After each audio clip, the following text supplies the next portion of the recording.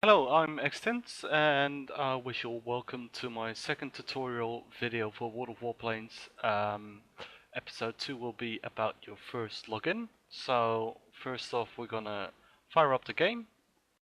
Okay, and then we have the hangar. And the first thing that will pop up when you enter the hangar in your first login is a message asking you to do a gunnery practice. Now I strongly recommend to do this small tutorial. It will just teach you the very basics of how to fly the aircraft and do a few maneuvers, shoot some static targets and a moving target as well. When you finish that, you get back into the hangar, and yeah, this is basically where it all begins. In the bottom left, you see that you already have 4 planes in your hangar, 4 tier 1 aircraft. A German, a Russian, American and a Japanese aircraft.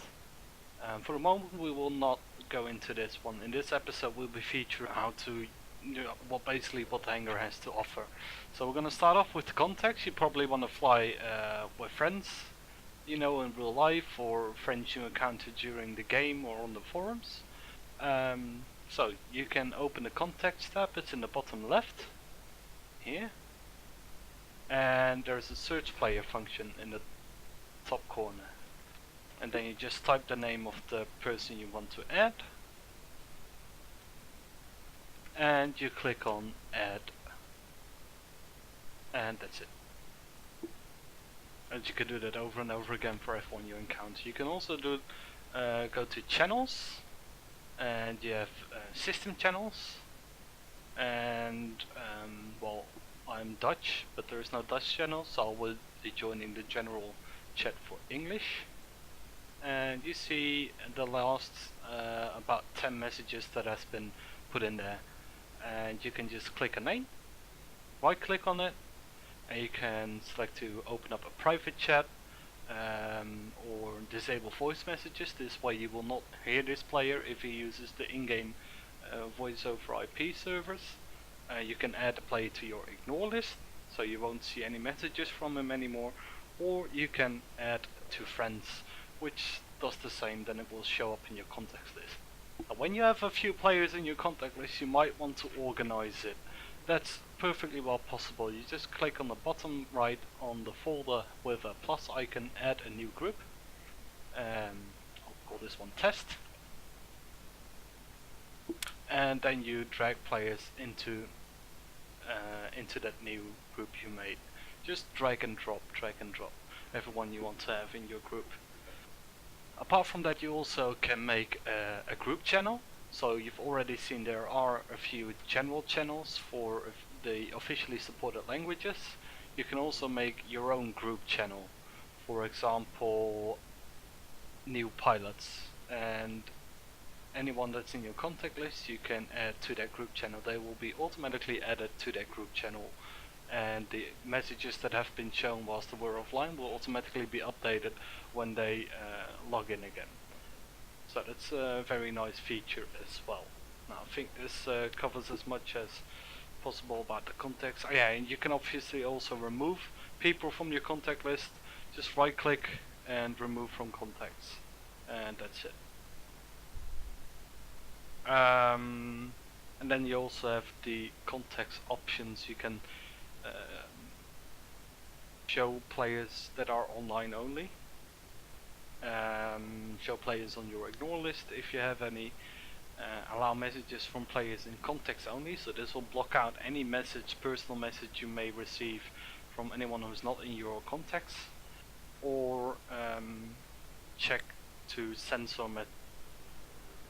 Now that's all the chat functions and context functions the game has to offer to us at the moment. Now when you have a few players in your contact list, you obviously would like to fly together when you're online, and that's possible. You might know the platoon of World of Tanks. If you've played World of Tanks, you obviously know the platoon. You can invite 2 players. Well, here it's called a flight, and it's in the center, bottom center. You just click on create flight, then a box will appear with the online people contact list, and you can just select them Click OK, and they will get an invite to your flight. When they accept, first it will say awaiting response, and then when they have accepted, it will say not ready. And when they have selected an aircraft and they click ready, you can go into battle. You can also dismiss the flight or invite another player instead of the one you have invited. So that's very simple. So at the start you get 4 tier 1 aircraft, which is really nice. And you probably want to get a bit of a feel of every and each one of them. Now before you do that, absolutely don't go into a player versus player battle, so don't click the battle button, not at all. First you will need to figure out what control scheme do you want to use, the settings, graphical settings, control settings, etc., which I will all explain to you in episode 3. Just don't go into a player versus player battle yet. If you really want to start on flying already, I would recommend to click on this button, standard battle, and select single battle. That will put you in solo versus 2 bots. Tier 1 bots, by the way. Now, what else has the hangar to offer? You see here clear filters and a few icons next to it. Now, if you have multiple aircraft or different classes, which I will explain later, they have different classes. You can filter by class, you can filter by tier, class, and nation. So if I filter by tier 1 and nation Japanese, I will only get the tier 1 Japanese aircraft visible. Very simple. In the top left you have your crew. There's at the moment only one plane with 3 crew members, which is the Fokker 57, a tier 2 heavy fighter from the Germans. All the fighter planes, light fighter planes, only have a pilot. Just like in World of Tanks, you can train it to 75% for credits or to 100% for gold, and after they've reached 100% skill you can choose to train a different skill. At the moment we only have increased view range, stamina and engine guru. This will later on be expanded. At the top left you see your name. You can click on that, select to buy premium accounts, exchange gold.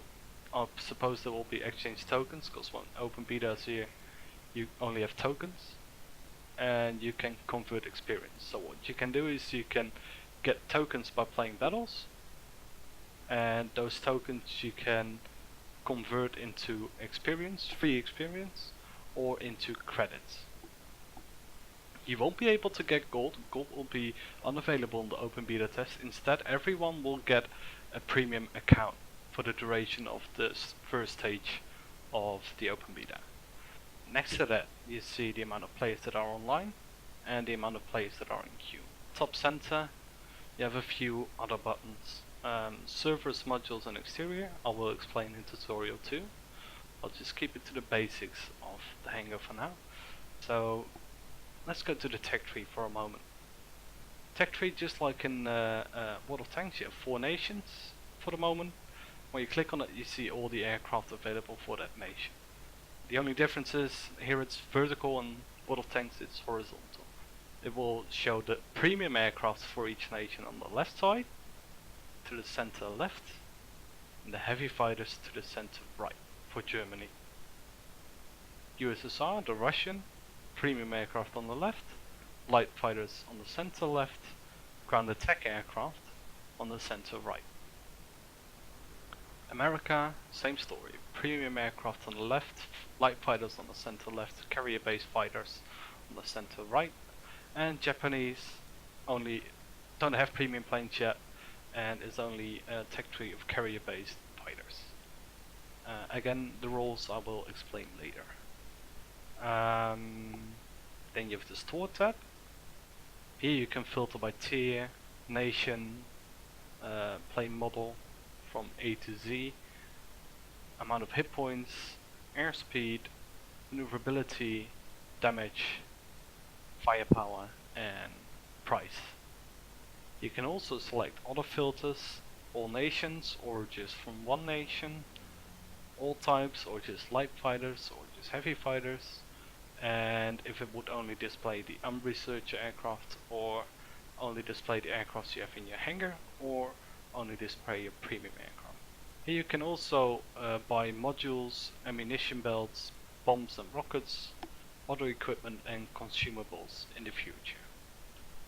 And you can sell aircraft and all the rest of them in the future as well. Momentarily this is not here yet, but this will come. The achievement step is something for the next episode as well, and the settings as well. Now on the top right, you see the amount of credits you have. Credits are the main in-game currency which you earn by playing multiplayer battles, and you can use them to purchase modules for your aircraft like a new engine, or to resupply your ammunition. There are 3 ammunition types, which I explain later, or you can use them to repair your aircraft. And next to that you see the amount of free experience you have. Free experience can be spent on anything except for the pilot training, but it can be spent on researching an aircraft, researching a module of an aircraft. Doesn't matter what tier. You can even, if you have enough free experience, you can even research, for example, the engine of the tier 9 heavy fighter of Germany. Even if you only have a tier 1 plane. It would be quite stupid to do that, but it is possible. And then you have the last thing I'm gonna cover in this tutorial, and that is the aircraft information tab. It's in the top right corner, and it will show you some basic information about your aircraft. The stars indicate how good your plane is in those aspects. Hit points, firepower, airspeed and maneuverability compared to the other planes in its tier. If you click on it, you get additional information, which is really neat, and they don't really need much explanation. They're pretty self-explanatory, and here with these stats you can compare one aircraft to the other. See, stats wise, the best tier 1 fighter is the AR-65, which is a German tier 1 aircraft. Well, that's all the basics of the hangar covered.